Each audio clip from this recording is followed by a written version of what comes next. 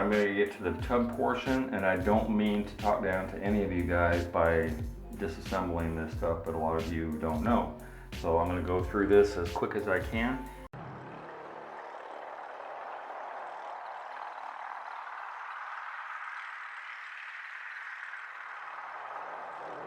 Any sound is now possible. Any combination of sounds is now possible.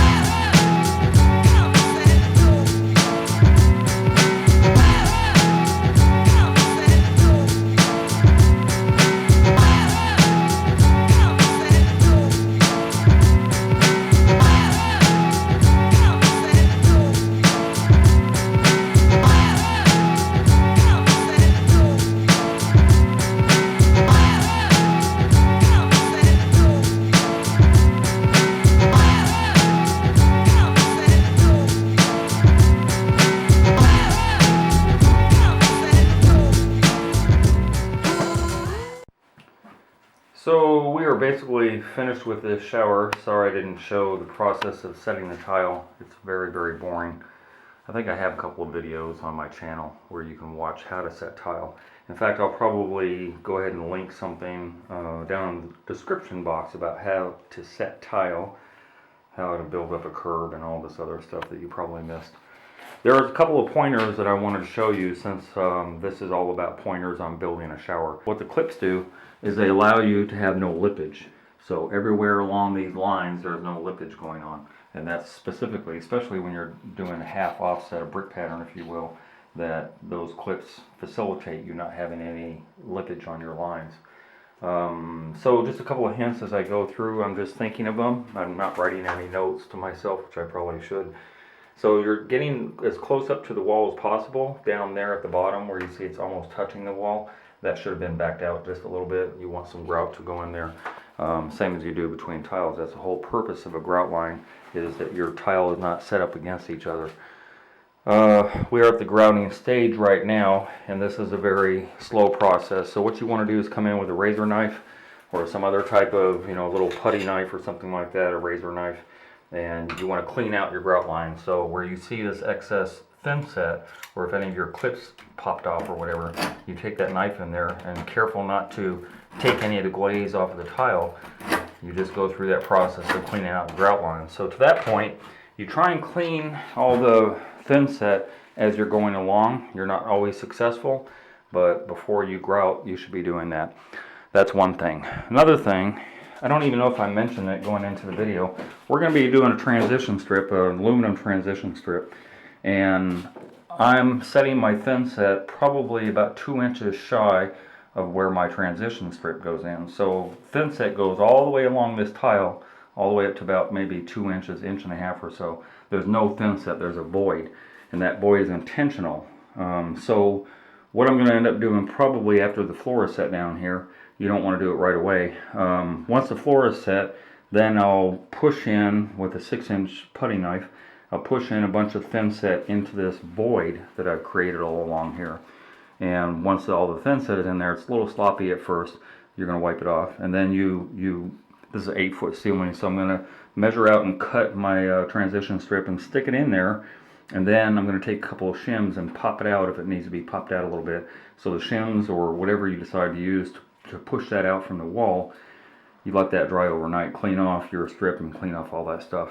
Then the next day, rather than put grout in, if there's a discrepancy between your transition strip and your tile, that discrepancy should be filled in with sheetrock mud, because eventually when you paint, you want to paint up to that sheetrock mud and not grout. That's just another little hint. What else can I tell you about this? I know I'm missing a few things. The curb buildup was pretty straightforward. You mark and cut your tile. I split the difference of a 24-inch tile, so I got about 17 3/4 on both sides. Same on the inside. And again, your you're on the inside of here, same as all these other tile, you're screening out your thin set on the tile probably about an inch or so shy of the bottom, because remember that void that you have at the bottom, that void should remain. You're not going to put thin set on something that there's nothing there to stick to. So the inside got it as well. Curved top, and I like these a lot. If you decide to use just the field tile, then that's fine too. But make sure that is as level as possible, and make sure that it's sloped inward a little bit, same as your niche or anything else that you want water to fall off of. So that's about it. I'm going to get started on the floor because the shower has to be done before I start doing the floor. And to that point, I'm going to talk a little bit about what this floor is going to be. This is a cement tile. It is very thick. It's about 3/4 of an inch thick, and it is literally cement. We have coated it with a sealer, a tile sealer. I think 4, just spray it on there. Most sealers don't come with a sprayer, so you just buy a sprayer separately, and you lay these upside down. You put them on a tarp or something, and then you just spray the heck out of them. And I think I got probably all of these with one bottle, but it was 4 times in order for it to really absorb. Cement tile is not easy to work with. Probably the best thing to do is to wet the tile and have your thin set kind of runny, because here I'm going on a concrete slab. The concrete's going to absorb a lot of the moisture from your thin set, as is your cement tile. And for that reason alone, you want your thin set very, very runny. What else?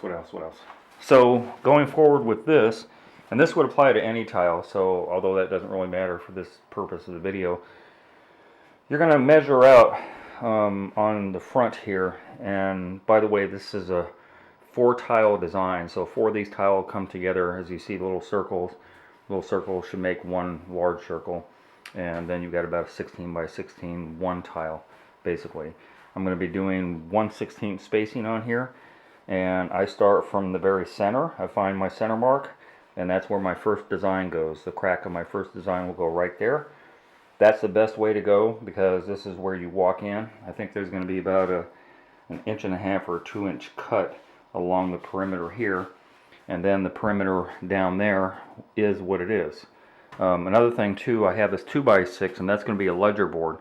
So as I do this first and second row tile going across here, I'm going to set my ledger board up against those tile, make sure that I have a straight line, and then I'm going to mark that line. I'm going to pull my board backwards and mark that line all the way down, so that I know exactly where the perimeter of my tile is going to set. That's going to dictate all the tile going outside of it. So especially with this tile, more so than just a normal large format tile, you have to be very, very on point and careful, which is why I have a couple of levels down there. You're level out your tile the best you can, and then I have my long level somewhere. There it is.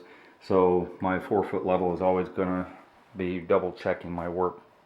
And it's, as I said, this is not the ideal tile to work with, but all of these rules kind of apply to almost any tile. So I'm going to get started on this, and by the end of the day I will show you what I've accomplished. Cement tile on the floor, and the shower completely done.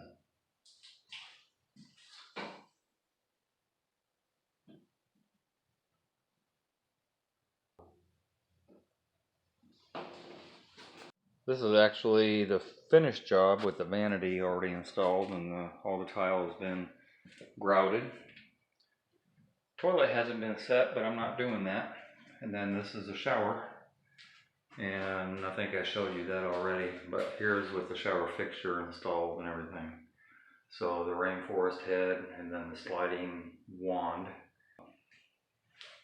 Yeah, so finished job, 2 weeks, and I am out of here and going home. Hey Bob, hope this finds you well and you enjoyed some time off in Jamaica.